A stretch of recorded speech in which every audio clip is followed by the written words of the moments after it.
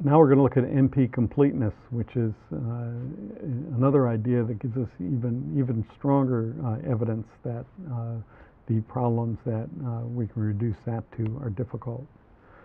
And NP Completeness is a simple idea. It sounds almost crazy. It's asking for a lot.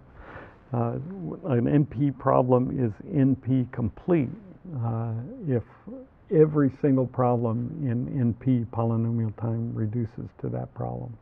So that sounds like a fairly abstract concept. But in 1970s, right about the same time that Karp was working, Cook proved, just before actually, Cook proved, and later Levin, a few years later independently, that SAT is NP complete. So every problem in NP polynomial time reduces to SAT. Now that has profound implications that I'll talk about on the next slide. But first, let's take a look at the Cook-Levin Theorem. This is an extremely brief proof sketch, but the idea of the theorem is, I can describe the idea of the theorem. The execution of it's a tour de force in both cases, but the idea I can describe. So a problem in NP is one that can be solved in polynomial time by a non-deterministic Turing machine. Well, what's a non-deterministic Turing machine exactly? Well, it's just a set of states and symbols, and if you in a table basically that says if you have a certain symbol, you're in a certain state, you go to another state. So actually at the beginning, the way mathematicians thought of Turing machines is not as with diagrams, but just as tuples, as a list of every state is a list of other states and symbols and things, just following certain rules. So description of a Turing machine is a formal description of a bunch of rules, with logically saying what happens, and there's not much that happens. If you're in a state and you see a symbol, you go to another state, move the tape head, and so forth. Simple formal rules. So what Cook found was that anything that you can compute in with a non-deterministic Turing machine, anything that you can compute, you can write down a non-deterministic Turing machine for. And what Cook found was a way to encode a non-deterministic Turing machine as an instance of SAT. And so what does that mean? It's just writing down what a Turing machine is in kind of different notation as an instance of SAT. And what does that imply? Well, if you could solve that instance of SAT in polynomial time, you're simulating the operation of that Turing machine, and you could solve the computation that Turing machine is trying to do in polynomial time. That's the sketch of the Cook-Levin theorem. Anything that you can compute on a non-deterministic Turing machine in polynomial time, you can write as a SAT instance that you could solve in polynomial time. If you could solve the SAT instance quickly, you can do the non-deterministic Turing machine computation quickly. So any problem in NP, polynomial time reduces to SAT. That's the Cook-Levin theorem. And if you combine that, which was done immediately with Karp's observation, well, first of all, it means that, there's a polynomial time algorithm for SAT if and only if P equals NP. So that is only if non-determined doesn't help, do you have the polynomial time algorithm for SAT. Because polynomial time algorithm for SAT immediately means you could solve all problems in NP in polynomial time. That's what Cook's theorem is about. And the NP complete's getting into the popular culture as well. But what are the implications? It means all of these thousands and thousands of problems all of a sudden reduce to SAT. And that means they're all equivalent. They're all manifestations of the same problem. If you could solve any one of these problems in polynomial time, then it means that you could solve them all in polynomial time.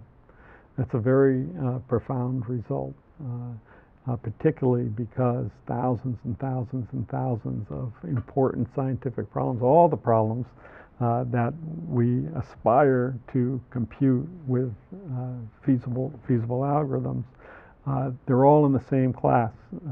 If we could solve any one of them in polynomial time, we could solve all of them in polynomial time. So what are the implications of NP completeness?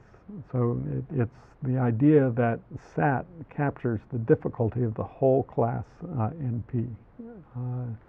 And if either way, if you can prove that there's some problem in NP that there's no polynomial time algorithm for, then it's not going to be for SAT. And the other thing, as I mentioned, you can replace SAT with any problem that has been reduced down from SAT, not just CARPS problems, but any of the thousands. So nowadays, proving a problem NP complete, there's actually many examples where it's actually guided what scientists do, because it is saying something profound about the problem, profoundly important about the problem. So here's an example getting to that Ising spin model that I referred to. It was introduced in the 20s, and people liked the model and they wanted to apply it and trying to compute with it, but it's one thing to have a model, it's another thing to apply the model, try to say something about the real world, might involve some computation. So in the 40s, the mathematical solution was found in a tour de force paper, which is fine. But in the real world, it's 3D, and a lot of smart people looked for 3D solutions to this problem. Turns out to be, in 2000, it was proven to be NP complete. So people worked for 50 years trying to solve this problem, and now we understand why they were unsuccessful, because if they had been successful, it would imply that all those other problems are going to be running in polynomial time, or it would imply that P equals NP, and nobody believes that P equals NP. So here we are. We're still with this overwhelming consensus that P is not equal to NP. And not only that, if P is not equal to NP, then the NP complete problems are some other subset of NP.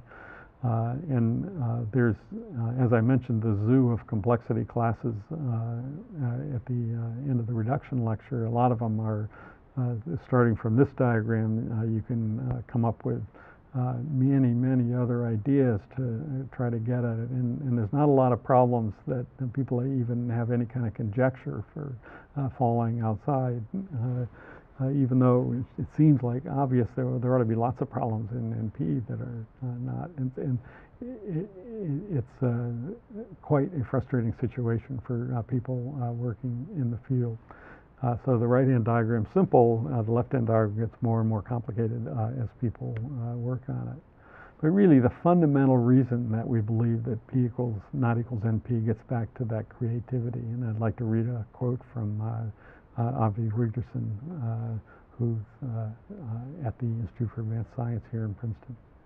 We admire Weyl's proof of Fermat's last theorem and the scientific theories of Newton, Einstein, Darwin, Watson and Crick, the design of the Golden Gate Bridge and the pyramids, precisely because they seem to require a leap which cannot be made by everyone, let alone by a simple mechanical device. It's all about, it's a lot more difficult to create something than to check that it's good. So here's the summary. P is the class of search problems that are solvable in polynomial time. NP is the class of all search problems, some of which seem pretty hard, and people have tried really hard to work on them. NP complete, in a sense, are the hardest problems in NP, because all the problems in NP reduce to those problems. And we talk about a problem having no polynomial time algorithm as intractable, and we know that lots and lots of fundamental problems are NP complete. So what we want to do is use theory as a guide when we're confronting problems. Everyone has to realize that a polynomial time for algorithm for an NP-complete problem would be a stunning scientific breakthrough. Win the $1 million, and there's many other things you could do with it. Certainly, you will confront NP-complete problems sometime. There's thousands and thousands and thousands of them out there.